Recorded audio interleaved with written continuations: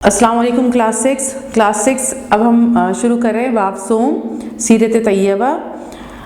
हज़रत मोहम्मद सल्लल्लाहु अलैहि वसल्लम की हयात तैयबा सुलह हुदैबिया से ग़ज़वा खैबर तक। इससे पहले कि हम इसका तारुफ़ पढ़ें, पहले इस पर जो ऊपर खूबसूरत बात लिखी है पहले वो पढ़ लेते हैं। सफ़ा नंबर आपने खोल लिया होगा 33 सफ़े पर है। तुम्हारे लिए अल्लाह के रसूल सल्लल्लाहु अलैहि वसल्लम उम्दा नमूना है। यह कुरान की आयत है, लक़द काना लकुम फ़ी रसूलिल्लाहि उस्वतुन हसना। तुम्हारे लिए अल्लाह के रसूल में बेहतरीन नमूना मौजूद है, यानी उन्हें देखो कि वो उन्होंने कैसी ज़िंदगी गुजारी, तो वो मॉडल तुम्हारे लिए कौन होने चाहिए? हुज़ूर पाक सल्लल्लाहु अलैहि वसल्लम होने चाहिए। और कोई ऐसा शख्स नहीं है जिसको सनद भी नहीं हो कि वो उसकी हर काम और हर चीज़ जो है वो बेहतरीन है। वो सिर्फ रसूलुल्लाह सल्लल्लाहु अलैहि वसल्लम की ज़िंदगी है जिसको मॉडल बनाकर हम उनके मुताबिक चलें तो अल्लाह ताला को वही मंजूर है। अल्लाह ताला कामयाबी अता करेंगे उन लोगों को जो हुज़ूर पाक सल्लल्लाहु अलैहि वसल्लम को नमूना अमल बनाएंगे, जो हुज़ूर पाक सल्लल्लाहु अलैहि वसल्लम के नक्श कदम पर चलने की क्या करेंगे? कोशिश करेंगे। अब हम यहाँ पर जो सीरत का बाब शुरू कर रहे हैं वो हुज़ूर पाक सल्लल्लाहु अलैहि वसल्लम की ज़िंदगी के हवाले से पढ़ेंगे हम। तारुफ़ सीरत तैयबा का। सीरत के मायने हैं रास्ता और तरीक़ा। सीरत तैयबा से मुराद ये है कि हमारे प्यारे नबी हज़रत मोहम्मद सल्लल्लाहु अलैहि वसल्लम की पूरी ज़िंदगी के तौर तरीक़े जो आप सल्लल्लाहु अलैहि वसल्लम ने इख्तियार फरमाए। सीरत के मायने क्या है? रास्ता और तरीक़ा। और तैयबा का मतलब होता है पाक। तो पाक बेहतरीन रास्ते किसके हैं? पाक साफ़ रास्ते किसके हैं? वो हैं हुज़ूर पाक सल्लल्लाहु अलैहि वसल्लम के, यानी हुज़ूर पाक सल्लल्लाहु अलैहि वसल्लम की ज़िंदगी के तौर तरीक़े जो आप सल्लल्लाहु अलैहि वसल्लम ने इख्तियार किए वही सबसे पाक और सीधे रास्ते हैं। इसीलिए उसे सीरत तैयबा कहा जाता है। इनका ताल्लुक़ चाहे इबादत से हो या मामलात से, माशरत और अखलाक़ियात से, यानी आप सल्लल्लाहु अलैहि वसल्लम की वो उनका ताल्लुक़ चाहे इबादत से हो, यानी जो भी इबादतें हम करते हैं तो सब मकबूल इबादतें जब होंगी जब हम हुज़ूर पाक सल्लल्लाहु अलैहि वसल्लम के बताए हुए तरीक़े से इबादत करेंगे। नमाज़ पढ़ेंगे तो वैसे ही जैसे हुज़ूर पाक सल्लल्लाहु अलैहि वसल्लम ने बताया। हज और रोज़ा रखेंगे तो बिल्कुल उसी तरीके से जैसे हुज़ूर पाक सल्लल्लाहु अलैहि वसल्लम ने हमें बताया। तो उनका ताल्लुक़ चाहे इबादत से हो या मामलात से। मामलात में क्या आ जाते हैं? हमारे आपस के मामलात, यानी घर में हम किस अंदाज से एक दूसरे से बिहेव कर रहे हैं, हमारे जो है वो पड़ोस में हमारे मामलात कैसे हैं, या हम ख़रीदने कोई चीज़ जाते हैं तो दुकानदार से लेन देन में जो हमारे मामलात बनते हैं। तो ये सारी ज़िंदगी जो हमारे मामलात होते हैं इसमें भी हमें हुज़ूर पाक सल्लल्लाहु अलैहि वसल्लम को देखना है कि हुज़ूर पाक सल्लल्लाहु अलैहि वसल्लम किस तरीक़े से आपस में लोगों से हुज़ूर पाक सल्लल्लाहु अलैहि वसल्लम के मामलात होते थे। अब उसमें दयानत है और उसके बाद उसमें जो है वो सच्चाई है। सारी ज़िंदगी के हुज़ूर पाक सल्लल्लाहु अलैहि वसल्लम के मामलात देखेंगे कि हुज़ूर पाक सल्लल्लाहु अलैहि वसल्लम किस तरीक़े से लोगों के दरमियान रहते थे। माशरत यानी सबके बीच में रहना और किस तरीक़े से हुज़ूर पाक सल्लल्लाहु अलैहि वसल्लम रहते थे। इखलाक़ियात, किस तरह हुज़ूर पाक सल्लल्लाहु अलैहि वसल्लम बिहेव करते थे लोगों के साथ, किस तरह उनके साथ जो है वो हुज़ूर पाक सल्लल्लाहु अलैहि वसल्लम का सलूक होता था और अच्छे अखलाक क्या होते हैं। ये सारी चीज़ें हमें हुज़ूर पाक सल्लल्लाहु अलैहि वसल्लम से पता चलेंगी। वो आप सल्लल्लाहु अलैहि वसल्लम की इनफरादी ज़िंदगी से ताल्लुक़ रखते हों या इज्तिमाई से, उनका ताल्लुक़ आप सल्लल्लाहु अलैहि वसल्लम की सियासत से हो या हुक्मरानी से।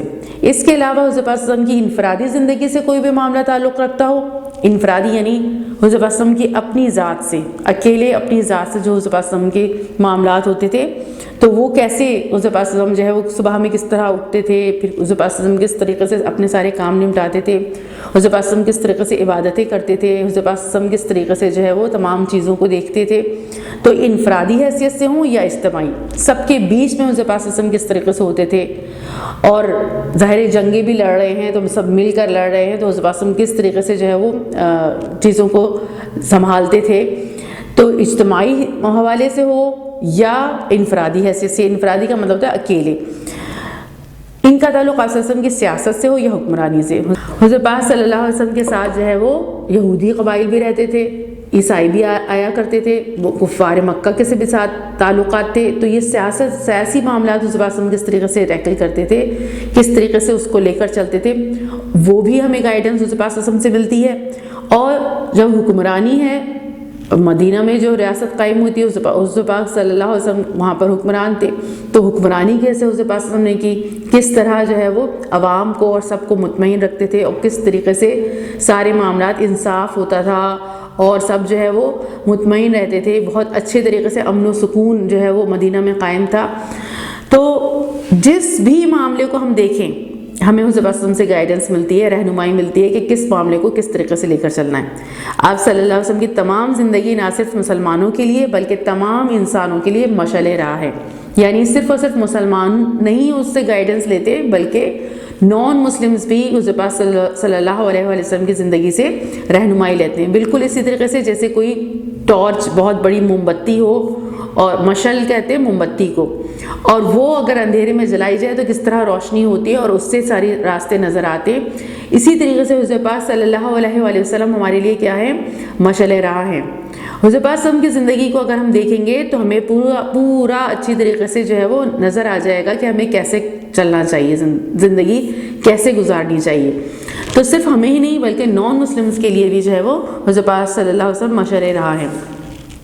اور آج ہمیں معلوم ہے کہ بہت سارے نان مسلمز ہیں، حضور پاک صلی اللہ علیہ وسلم نے کتابیں لکھی ہیں اور یہ بتایا کہ واقعی یہ بات انہوں نے بہت اچھی طریقے سے ٹیکل کی، اور مکے میں اور مدینے میں جو لوگوں کو قبائل کے اندر جو ایک جنگی کیفیت تھی، حالات آپس میں ایک دوسرے سے خراب تھے، بہت زیادہ لڑائیاں کرتے تھے، لیکن سب کو امن و سکون میں کر دیا اور بہت بہترین حالات ہو گئے۔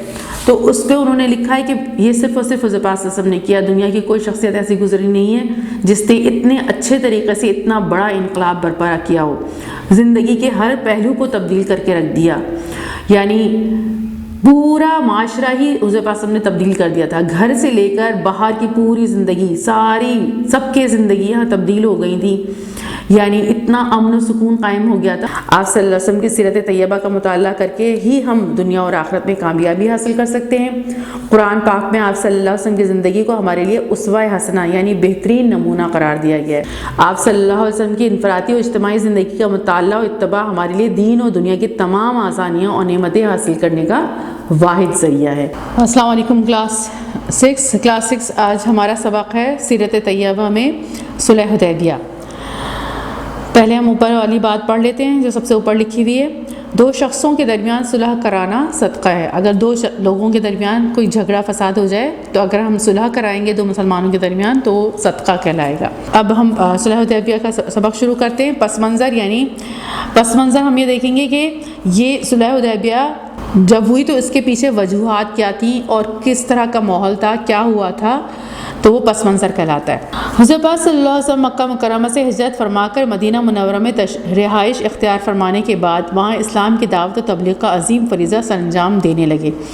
اب حضرت پاک صلی اللہ علیہ وسلم آپ چھوٹی کلاسز سے پڑھتے ہوئے آ رہے ہیں کہ حضرت پاک صلی اللہ علیہ وسلم نے جو دین اسلام کو پھیلانے کا کام شروع کیا تھا وہ مکہ سے شروع کیا تھا، لیکن مکہ والوں نے حضرت پاک صلی اللہ علیہ وسلم کو بڑی تکلیفیں دیں، پریشان کیا، تو حضرت پاک صلی اللہ علیہ وسلم جو ہے وہ مدینہ تشریف لے آئے تھے ہجرت کر کے، اور یہاں پر آ کے حضرت پاک صلی اللہ علیہ وسلم نے جو ہے وہ دین اسلام کو پھیلانے کا کام کیا، دعوت و تبلیغ کا کام کیا۔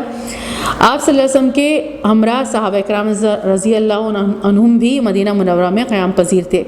اب جب مکے میں اتنی تکلیفیں ہو رہی تھیں، پریشانیاں اٹھانی پڑ رہی تھیں اور لوگ دین اسلام پر چلنے نہیں دے رہے تھے، تو مدینہ والوں نے دعوت دی تھی کہ آپ ہمارے ہاں آ جائیں، ہم آپ کا ساتھ دیں گے اور آپ کو وہاں پر کسی قسم کی کوئی تکلیف نہیں ہوگی۔ تو حضرت پاک صلی اللہ علیہ وسلم بھی وہاں ہجرت کر گئے تھے اور تمام صحابہ جو حضرت پاک صلی اللہ علیہ وسلم پر ایمان لے آئے تھے وہ بھی چلے گئے تھے، اور وہاں پر سب نے جو ہے وہ مل کر دین اسلام کے لیے جو ہے وہ کیا کیا ہے، کام کیا ہے۔ اب جب وہاں پر سارا کام ہو رہا تھا تو مکے والوں نے ان سے آ کے جنگیں بھی کی، جنگ بدر ہوئی، جنگ احد ہوئی اور جنگ احزاب ہوئی۔ 3 جنگوں کے بعد سن 6 ہجری میں اب تیسری جنگ جب جنگ احزاب ہوئی تھی تو وہ کفار کی کمر ٹوٹ چکی تھی، اور پھر اس کے بعد کیا ہے کہ جنگ احزاب کے بعد حضرت پاک صلی اللہ علیہ وسلم نے خواب دیکھا تھا کہ وہ عمرے کے لیے جا رہے ہیں۔ اب یہاں سے پڑھتے ہیں، دعوت تبلیغ کا سلسلہ چلتا رہا اور اسلام آہستہ آہستہ پھیلتا گیا۔ تو ہجرت کے 6 سال یعنی سن 6 ہجری میں آپ صلی اللہ علیہ وسلم نے صحابہ اکرام رضی اللہ عنہم سے فرمایا کہ میں نے خواب دیکھا ہے کہ صحابہ اکرام رضی اللہ عنہ کے ساتھ مکہ مکرمہ میں پہنچ کر عمرہ ادا کیا ہے، یعنی حضرت پاک نے خواب میں دیکھا کہ ہم نے سب صحابہ کے ساتھ حضرت پاک نے عمرہ ادا کیا۔ یہ خواب حضرت پاک نے جو ہے وہ صحابہ کو بتایا بھی، اور ارشاد خداوندی ہے، اور اسی خواب کا ذکر اللہ تعالیٰ نے قرآن مجید میں بھی فرمایا۔ ارشاد خداوندی ہے، لقد صدق اللہ رسولہ الرؤیا بالحق لَتَدْخُلُنَّ الْمَسْجِدَ الْحَرَامَ إِنْ شَاءَ اللَّهُ آمِنِينَ مُحَلِّقِينَ رُؤُوسَكُمْ وَمُقَصِّرِينَ لَا تَخَافُونَ فَعَلِمَ مَا لَمْ تَعْلَمُوا فَجَعَلَ مِن دُونِ ذَلِكَ فَتْحًا قَرِيبًا۔ سورہ فتح کی آیت ہے۔ بے شک اللہ تعالیٰ نے اپنے پیغمبر کو سچا اور صحیح خواب دکھایا ہے کہ اللہ تعالیٰ نے چاہا تو تم مسجد حرام میں سر منڈوا کر اور اپنے بال کتروا کر امن و امان سے داخل ہوں گے اور کسی طرح کا خوف نہ کرو گے۔ جو بات تم نہیں جانتے تھے اس کو معلوم تھی، سو اس نے اس سے پہلے ہی جلد فتح کرا دی۔ اب اللہ تعالیٰ نے بھی قرآن مجید میں فرمایا کہ وہ خواب حضور اعظم کا کیا تھا؟ سچا خواب تھا۔ یہ جان کر تمام صحابہ کرام رضی اللہ عنہم نے بیت اللہ کی یعنی اللہ کے گھر کی زیارت کے لیے تیاریاں شروع کر دیں۔ آپ صلی اللہ علیہ وسلم 1400 صحابہ کرام رضی اللہ عنہم کے ہمراہ یکم ذی قعدہ سن 6 ہجری میں مکہ مکرمہ کی جانب روانہ ہوئے۔ آپ صلی اللہ علیہ وسلم نے مدینہ منورہ میں مشہور صحابی حضرت عبداللہ بن مکتوم رضی اللہ عنہ کو اپنا نائب مقرر کیا۔ نائب یعنی نمائندہ، قائم مقام، یعنی آپ صلی اللہ علیہ وسلم جب مدینہ چھوڑ کر جا رہے تھے تو اپنے پیچھے سارا مدینہ کے انتظام حضرت عبداللہ ابن مکتوم رضی اللہ عنہ کو سونپ کر گئے، اور صحابہ کرام رضی اللہ عنہ کو 1400 صحابہ کرام رضی اللہ عنہ کو لے کر جو ہے وہ عمرہ ادا کرنے کے لیے گئے۔ کب؟ سن 6 ہجری میں۔ اور یہ ہجری کیلنڈر کب سے بنا ہے؟ مسلمانوں کا کیلنڈر ہجری کیلنڈر کہلاتا ہے، یعنی ہجرت مدینہ سے جو ہے وہ ہمارا یہ اسلامی کیلنڈر شروع ہوتا ہے۔ جب حضور پاک نے ہجرت کی تھی تو وہ پہلا ہجری سال کہلاتا ہے، پھر اس کے بعد دوسرا، تیسرا، اور اس طرح حضور پاک کی ہجرت کے 6 سال حضور پاک مکہ کی طرف دوبارہ جو ہے وہ عمرہ ادا کرنے گئے۔ چونکہ نبی کریم صلی اللہ علیہ وسلم اور صحابہ کرام رضی اللہ عنہم صرف عمرے کی غرض سے مکہ مکرمہ جا رہے تھے، اس لیے ان کے پاس جنگی ساز و سامان نہیں تھا۔ تلواریں ساتھ تھیں اور وہ بھی میان کے اندر تھیں، یعنی جو تلوار کا خول ہوتا ہے جس کے اندر تلوار رکھی جاتی ہے، 2 تلواریں اسی میں تھیں، اور ان کا کوئی جنگ کا ارادہ نہیں تھا۔ اس سفر میں ام المومنین حضرت سلمہ رضی اللہ عنہا بھی نبی کریم صلی اللہ علیہ وسلم کے ساتھ تھیں۔ ام المومنین یعنی حضور پاک وسلم کی جو وائف تھی سلمہ رضی اللہ عنہا، وہ اس عمرے میں حضور پاک وسلم کے ساتھ تھیں۔ مدینہ سے تقریباً 12 کلومیٹر کے فاصلے پر ایک مقام آتا ہے جسے ذوالحلیفہ کہتے ہیں۔ اب مدینہ سے جب آ رہے ہوتے ہیں تو وہاں پر جو میقات ہے یعنی جہاں پر احرام باندھا جاتا ہے اور نیت کی جاتی ہے وہ ذوالحلیفہ ہے۔ وہاں پر حضور پاک صلی اللہ علیہ وسلم نے عمرے کے لیے احرام باندھا اور صحابہ کرام نے بھی اور نیت کی عمرے کی۔ حضور پاک صلی اللہ علیہ وسلم نے ایک صحابی حضرت بصر بن سفیان رضی اللہ عنہ کو اہل مکہ کے حالات معلوم کرنے کے لیے بھیجا۔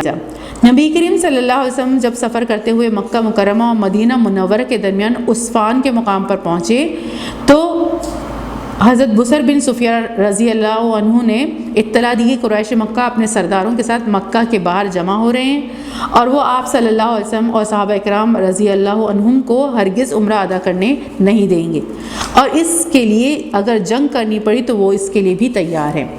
اب حضور پاک صلی اللہ علیہ وسلم نے جو حالات معلوم کرنے کے لیے بھیجا تھا تو انہوں نے آ کے بتایا کہ وہ لوگ تو جنگ کے لیے تیار ہیں اور آپ کو جو ہے وہ عمرہ ادا صحابہ کرام رضی اللہ عنہ کو اور آپ کو عمرہ ادا وہ نہیں کرنے دیں گے، اور اگر اس کے لیے انہیں جنگ بھی کرنی پڑی تو وہ جنگ کریں گے۔ اس نئی صورتحال پیش آنے کے بعد حضور پاک صلی اللہ علیہ وسلم نے صحابہ کرام رضی اللہ عنہم سے مشورہ کیا۔ اب جب یہ ساری حالات ساری سچویشن پتہ چلی تو حضور پاک صلی اللہ علیہ وسلم نے مشورہ کیا سب سے۔ انہوں نے رائے دی کہ سفر جاری رکھا جائے، چنانچہ حضور پاک صلی اللہ علیہ وآلہ وسلم اور صحابہ کرام رضی اللہ عنہم نے اپنا سفر جاری رکھا۔ قریش مکہ کی طرف سے آپ صلی اللہ علیہ وسلم کا راستہ روکنے کی کوشش بھی کی گئی، لیکن آپ صلی اللہ علیہ وسلم معروف راستہ چھوڑ کر پہاڑوں اور گھاٹیوں سے گزرتے ہوئے حدیبیہ کے مقام پر پہنچے۔ حدیبیہ مکہ مکرمہ سے تقریباً 10 میل کے فاصلے پر ہے۔ اب انہوں نے راستہ روکنے کی کیا کی؟ قریش مکہ والوں نے راستہ روکنے کی کوشش کی، لیکن حضور پاک صلی اللہ علیہ وسلم نے معروف راستہ اختیار کرنے کے بجائے دوسرا راستہ اختیار کیا۔ معروف کا مطلب ہوتا ہے جانا پہچانا راستہ، یعنی جو مکہ اور مدینہ آنے جانے کے لیے جو عام شاہراہ استعمال ہوتی تھی حضور پاک صلی اللہ علیہ وسلم نے وہ راستہ اختیار نہیں کیا، دوسرا راستہ اختیار کیا جو پہاڑوں اور گھاٹیوں کے درمیان سے گزر رہا تھا۔ اب جب یہاں حدیبیہ کے مقام پر پہنچے اب کیا سچویشن کریٹ ہوئی وہ اب یہاں سے ہم پڑھیں گے۔ افہام و تفہیم کی کوشش۔ افہام و تفہیم کا مطلب ہوتا ہے سمجھنا سمجھانا، یعنی ہم کس لیے آئے ہیں اور آپ اس بات کو سمجھیں، تو افہام اپنا خیال پیش کرنا اور تفہیم ان کا جو ان کی رائے ہے ان کو بھی سننا۔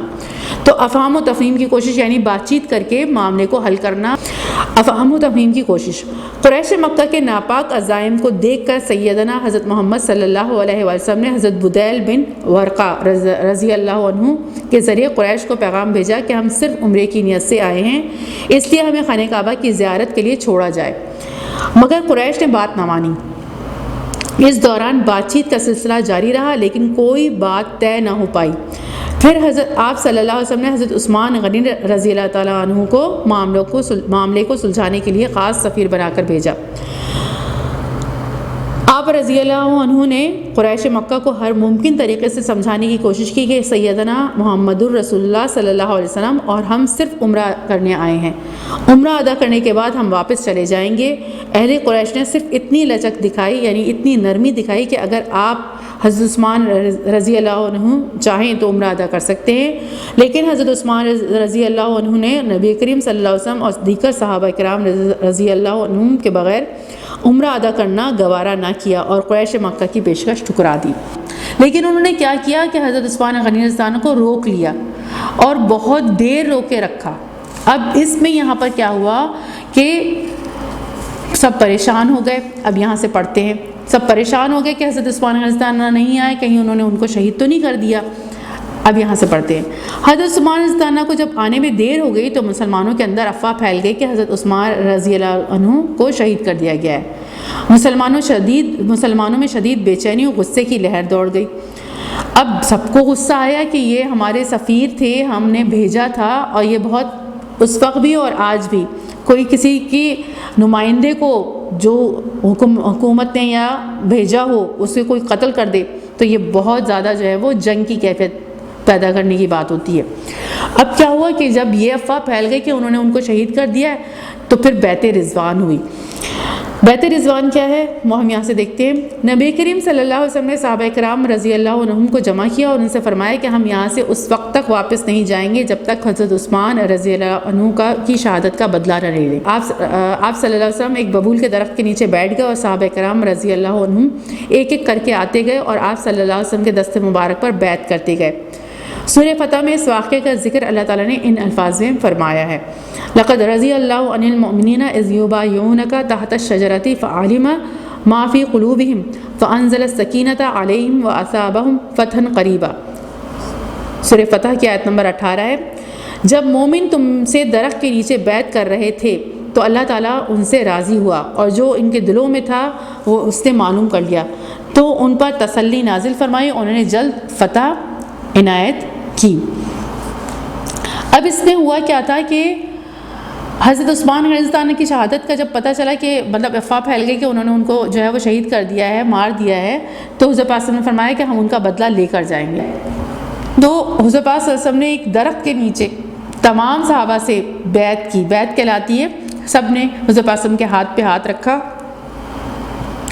اور یہ بیعت کی کہ ہم یہاں سے نہیں جائیں گے جب تک کہ حضرت عثمان غنی رضی اللہ عنہ کی شہادت کا بدلہ نہ لے لیں، اور یہ بیعت اللہ تعالیٰ کو بہت پسند آئی اور اللہ تعالیٰ نے اس کا ذکر قرآن مجید میں بھی کیا ہے۔ تو یہ بیعت کی تھی بیعت رضوان، اور یہ کس پر بیعت تھی؟ یہ حضرت عثمان غنی رضی اللہ عنہ کی شہادت پر تمام مسلمانوں نے اکٹھے ہو کر بیعت کی تھی کہ ہم ان کی شہادت کا بدلہ لے کر رہیں گے۔ اور یہ جو ہے وہ ہوا یہ کہ حضرت عثمان غنی رضی اللہ عنہ کو انہوں نے صرف روکا تھا، شہید نہیں کیا تھا۔ بعد میں پھر حضرت عثمان رضی اللہ تعالیٰ عنہ آ گئے تو پھر اس کے بعد جو ہے وہ یہ جنگ کی کیفیت پیدا نہیں ہوئی اور یہ جو ہے وہ اس کے پاس اور صحابہ کرام رضی اللہ عنہ جو ہے وہ اس جنگ سے جو ہے وہ رک گئے۔ لیکن اللہ تعالیٰ فرما رہے ہیں کہ اللہ تعالیٰ نے ان کے دلوں کو دیکھ لیا تھا کہ ان میں کتنی سچائی ہے، وہ اپنی جانیں دینے کے لیے تیار تھے۔ تو یہ اللہ تعالیٰ کو یہ بیعت بہت زیادہ کیا ہے پسند آئی۔ حضرت عمر فاروق رضی اللہ عنہ کے دور خلافت میں بدعت کے اندیشے کی وجہ سے اس ببول کے درخت کو کاٹ دیا گیا۔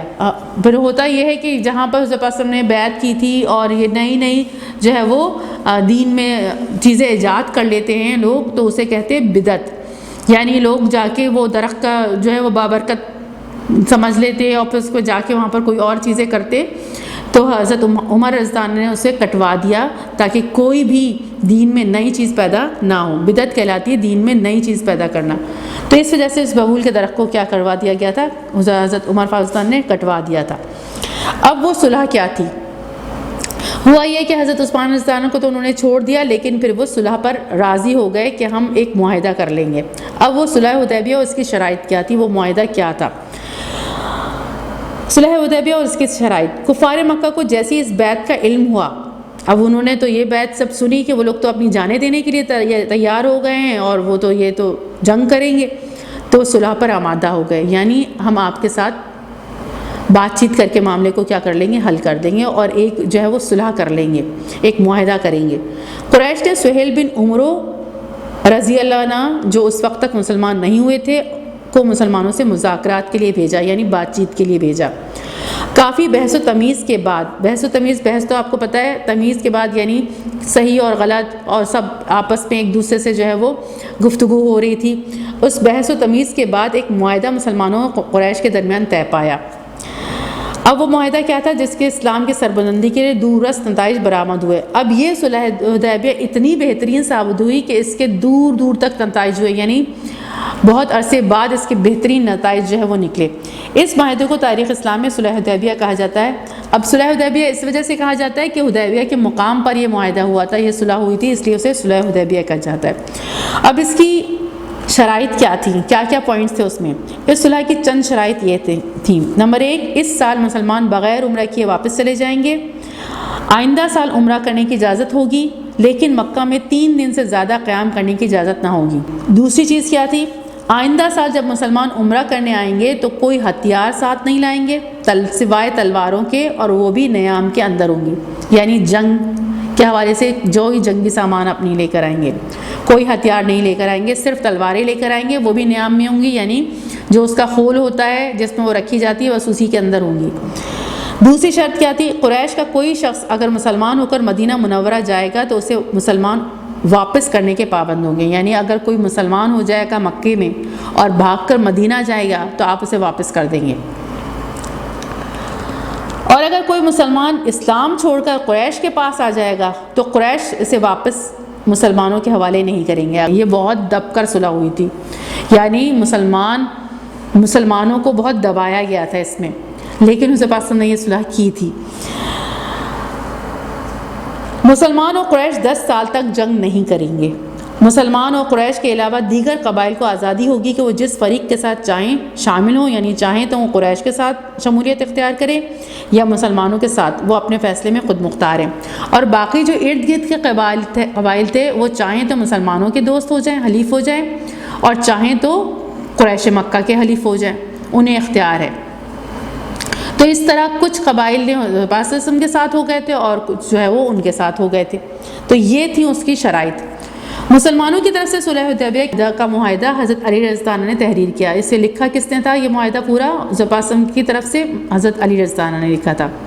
بظاہر مذکورہ معاہدے میں اوپر دی گئی شرائط میں سے چند شرائط کے علاوہ باقی شرائط مسلمانوں کے خلاف تھیں اور مسلمان ان کے حق میں نہیں تھے۔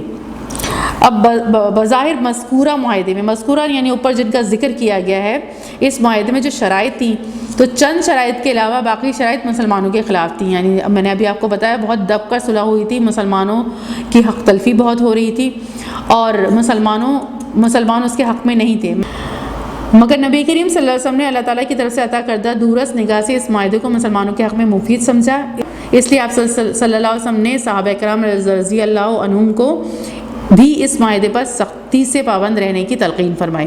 اب ہوا یہ تھا کہ جب یہ صلح ہوئی تو صحابہ کرام رضوان کو بہت افسوس ہوا، دکھ ہوا کہ ہم کیوں دب رہے ہیں، اور بلکہ حضرت عمر فاروق نے تو ڈائریکٹلی حضرت پاک کو فرما بھی دیا تھا کہ حضرت پاک کیا ہم حق پر نہیں ہیں؟ کیا ان کے مرنے والے جہنم میں نہیں گئے اور ہمارے شہید ہونے والے جنت میں نہیں گئے؟ تو حضرت پاک نے فرمایا ہاں ہم حق پر ہیں، اور ہمارے مرنے والے جو ہے ہمارے شہید ہونے والے جنت میں گئے اور ان کے مرنے والے جہنم میں گئے۔ تو پھر حضرت عمر فاروق نے فرمایا پھر ہم یہ ایسا کیوں کر رہے ہیں، ہم کیوں ان کی بات یہ مان رہے ہیں؟ تو حضرت پاک نے فرمایا میں اللہ کا رسول ہوں، جو اللہ تعالیٰ کی طرف سے حکم ہوگا میں وہی کروں گا۔ اور یہ یہ صلح اللہ تعالیٰ کی طرف سے بتائی گئی، قرآن مجید میں آیا کہ یہ فتح مبین ہے۔ اب فتح مبین، اللہ تعالیٰ نے اس صلح کو مسلمانوں کے لیے فتح مبین یعنی کھلی فتح قرار دیا۔ اللہ تعالیٰ نے قرآن مجید میں ارشاد فرمایا انا فتحنا لک فتحا مبینا، سورہ فتح کی آیت نمبر 1 ہے۔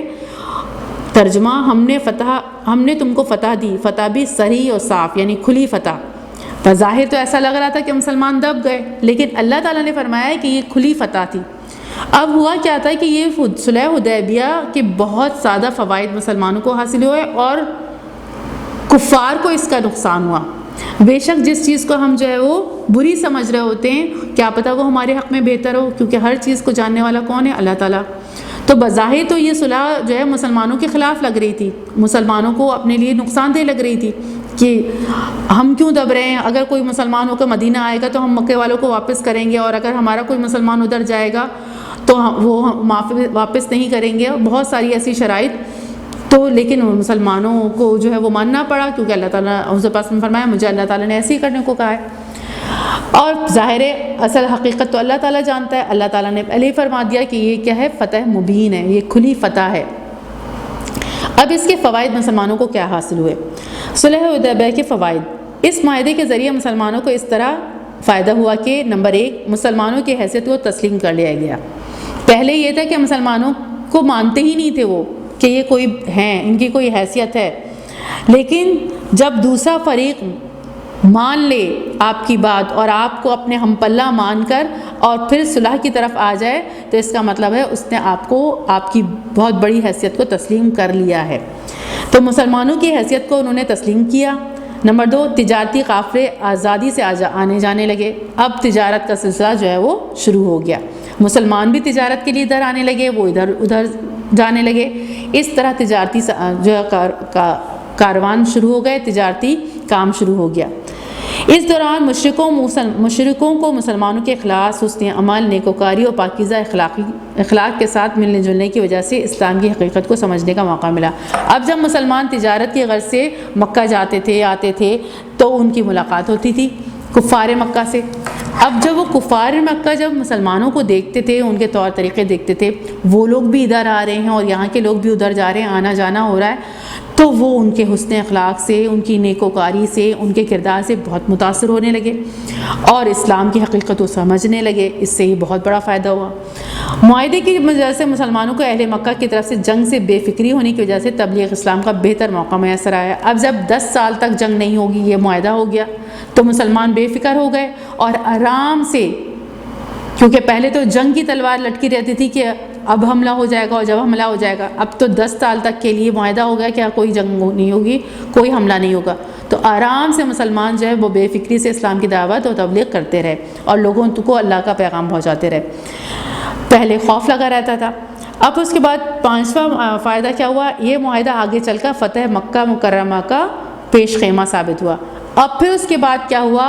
یہی معاہدہ کفار مکہ کے لیے مصیبت بن گیا، کیونکہ ہوا یہ تھا کہ انہوں نے یہ کہا تھا کہ جو شخص بھاگ کے مسلمانوں کے ادھر آ جائے گا، مدینہ آئے گا تو آپ سے واپس کریں گے، اور جو مکہ آئے گا مسلمان بھاگ کے ہم سے واپس نہیں کریں گے۔ تو ہوا یہ کہ جو مسلمان ہو کے لوگ یہاں پر آ رہے تھے، پہلے دفعہ کیا ہوا کہ 2 لوگوں نے اسلام قبول کیا مکے میں، اور وہ بھاگ کے حضرت پاک کے پاس آئے کہ حضرت پاک مدینہ میں تھے، حضرت پاک کے پاس آ گئے، وہ پیچھے کافر آ گئے اور وہ کہنے لگے کہ وہ 2 شخص جو بھاگ کے آئے ہیں مسلمانوں کے، انہیں ہمیں واپس کریں معاہدے کی روح سے۔ حضرت پاک نے انہیں واپس کر دیا، کیونکہ حضرت پاک تو رکھ نہیں سکتے تھے کیونکہ معاہدہ ہوا تھا۔ اب جب وہ لے کر جا رہے تھے ان دونوں کو، مسلمانوں کو، تو انہوں نے کیا کیا؟ ان دونوں مسلمانوں نے، وہ 2 جو کافر تھے، 2 کفار میں سے جو آئے ہوئے تھے، راستے میں انہوں نے جب وہ مکہ کی طرف لے کر جا رہے تھے تو بیچ میں انہوں نے مسلمانوں نے مار دیا ایک کافر کو، اور دوسرا کافر جو ہے وہ بھاگ کر حضرت پاک کے پاس آئے کہ انہوں نے ایسا کر دیا، حضرت پاک میں کیا کر سکتا ہوں۔ اب کیا ہوا کہ وہ جو 2 مسلمان تھے وہ مدینہ تو نہیں آ سکتے تھے اور نہ مکہ بھی نہیں جا سکتے تھے، تو وہ ایک ساحل ہے قریب مدینہ کے، وہ وہاں پر چلے گئے اور وہاں پر جا کے ٹھہر گئے۔ اب اس کے بعد کیا ہوا کہ مکے میں جو مسلمان ہوتا تھا وہ مدینہ تو نہیں آ سکتا تھا کیونکہ حضرت پاک واپس کر دیتے، اور مکہ میں ٹھہرتا تو وہ مار رہے تھے۔ تو وہ ساحل پر جو وہ 2 لوگ ٹھہرے تھے، 2 آدمی ٹھہرے تھے، وہ ان کے پاس چلے جاتے تھے۔ تو اس طرح ساحل پر مسلمانوں کی ایک جماعت بن گئی، تو وہاں پر وہ ان کو پرابلم کریٹ کرنے لگے قریش مکہ کے قافلے کے لیے۔ انہوں نے آ کے حضور پاک صلی اللہ علیہ وسلم سے شکایت کی، حضور پاک صلی اللہ علیہ وسلم نے فرمایا کہ وہ تو میرے قبضے میں نہیں ہے، وہ مدینہ تو نہیں آئے نا۔ اب یہ ایک مشکل پڑ گئی ان کے لیے۔ دوسرا کیا ہوا کہ جو کفار مکہ کے ساتھ جنہوں نے دوستی کی تھی جس قبیلے نے، اور ایک قبیلے نے حضور پاک صلی اللہ علیہ وسلم کے ساتھ دوستی کی تھی، تو جو کفار والوں کے ساتھ جنہوں نے دوستی کی تھی اس قبیلے نے، اس نے مسلمانوں کے دوست قبیلے کے اوپر حملہ کر دیا اور ان کے 20 افراد کو مار دیا، اور انہوں نے مکے خانہ کعبہ میں جان بچانے کی کوشش کی تو وہاں پر بھی گھس کے ان کو مارا۔ انہوں نے حضور پاک صلی اللہ علیہ وسلم سے شکایت کی، جو مسلمانوں کے دوست قبیلہ تھا، انہوں نے حضور پاک صلی اللہ علیہ وسلم سے شکایت کی کہ جو ہے وہ قریش مکہ کے دوست قبیلے نے ہمارے ساتھ ایسا کیا۔ حضور پاک صلی اللہ علیہ وسلم نے فرمایا کہ آپ یا تو جو 20 افراد انہوں نے ان کے مارے ہیں، اب ان کا جو ہے وہ بدلہ جو ہے وہ لینا ہے ہم نے، کیونکہ انہوں نے ان کو مارا ہے، ناحق قتل کیا ہے، اور یا پھر آپ جو ہے وہ ان کی دوستی ختم کریں اور ہم ان سے خود نمٹ لیں گے اس قبیلے سے جو آپ کا دوست قبیلہ ہے، اور یا پھر یہ ہے کہ صلح حدیبیہ کو ختم کر دیجئے۔